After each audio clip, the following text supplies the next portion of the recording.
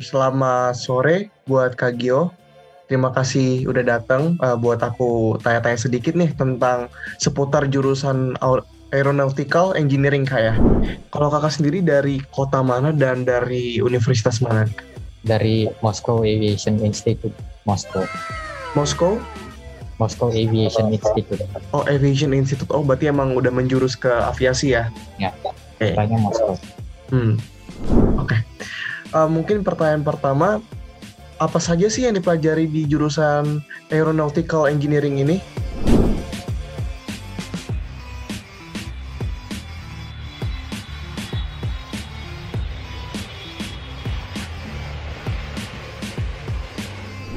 Oke, jadi pertama disclaimer dulu.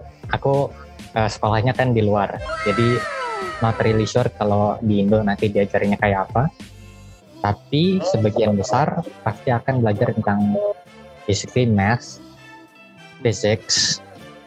Tergantung pendalaman dalam aeronautic engineering-nya mungkin dapat chemistry, programming pasti dapat, gambar teknik ada, mungkin juga dapat ekonomi tergantung pendalaman aeronautics-nya. Dan di luar itu juga kadang-kadang dikasih beberapa jam per semester, dikit-dikit, misalnya psikologi, sosiologi, ya ilmu IPS yang enteng-enteng biasanya. Kalau misalnya dari Aeronautics Engineering harus jago di fisika juga atau harus di tempat di pelajaran lain? Well,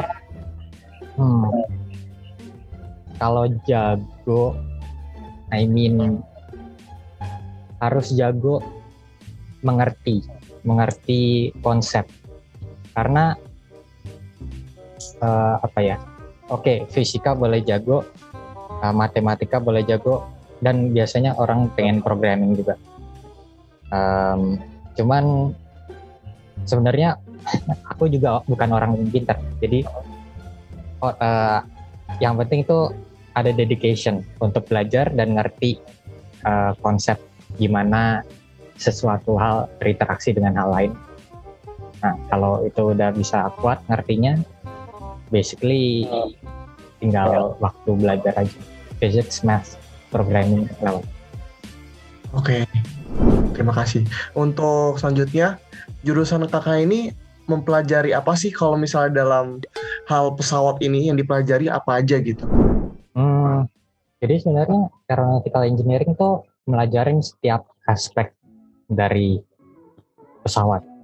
Jadi misalnya pesawat terbang itu butuh apa aja? Butuh structure, butuh wingnya, butuh engine-nya, butuh controls-nya, butuh navigation, basically radar and stuff. Dan yang paling penting hubungan antara information dengan otak manusia, which is aku kan subdivision flight dynamics.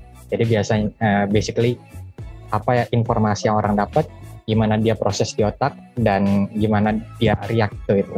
Itu semuanya pasti dipelajari. Nah, tinggal penjurusannya kemana. Untuk prospek kerja yang dimiliki Aeronautics Engineering ini bisa ke apa aja kan? Pelajarannya kompleks banget kayak untuk nama titel pekerjaan yang bisa didapatkan Aeronautics Engineering apa kayak? Kalau lihat in the broadest of prospects, kayak misalnya kalau sampai cari di luar pun gitu, ada misalnya kamu mau semua hal yang bergesekan dengan udara pasti bisa dimasukin, misalnya racing, airlines, NASA, nggak kayak aerospace industry gitu. Mungkin kalau di Indo kita punyanya 8 PTDI.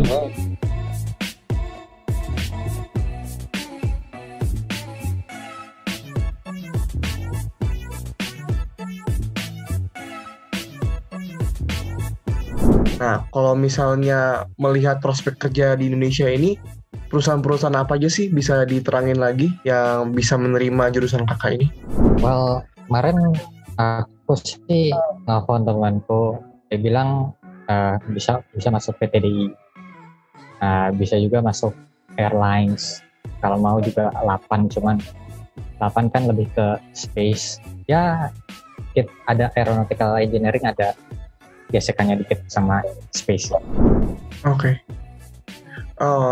Terus kan kalau di Indonesia kan mungkin nggak ada yang namanya jurusan kayak gini kan, namanya mungkin nggak ada yang sama kayak aeronautics engineering. Mungkin setahu ya. Tapi kalau kakak tahu ada nggak sih yang apa? Yang kena tipis-tipis deh buat aeronautics engineering kalau bukan namanya itu? Biasanya di mana itu? Di Bandung tuh ada ITB, Presiden, Telkom, sama Nurtanio kalau nggak salah. Mereka biasanya belajarin desain, flight physics, terus apa lagi kemarin dibilang tuh? Oh, ada spaceship, tapi spaceshipnya belum, nggak, masih ground level belum. Biasanya itu sih. Oh, construction juga, mereka biasanya pelajarin construction. Oke. Basic kayak gitu. Kalau mau senternya biasanya di Bandung ya. Oh, Bandung, oke. Siap. Terus pasti nih selama kuliah, pasti kan kakak juga banyak ngelakuin praktek ya. Itu bisa dijelasin dikit nggak tentang ngapain aja sih prakteknya pas itu? Well, praktek ada macam-macam. Biasanya kalau yang pure aerodynamics itu wind tunnel, gambar, sama aku biasanya simulator. Kalau misalnya wind tunnel ya berarti kita ada model tertentu, kita bikin model, kita run di wind tunnel, tiup angin basically, dan lihat tuh dia reaksi ke modelnya gimana. Kalau misalnya simulator biasanya kita bikin model pesawat sendiri, jadi kita programming pesawat sendiri. Terus kita terbangin basically. Jadi kita duduk di sim, terbangin, muter-muter, ngeliat dia reaksinya gimana. Analysis, controls biasanya. Oh, jadi kakak emang terbangin pesawat gitu ya? Ya, tapi ini hitungannya sim loh, bukan terbangin pesawat beneran. Oh, simulator, oke. Kalau misalnya di aeronautics engineering ini ada kebutuhan alatan yang khusus gitu nggak, kebutuhan yang khusus?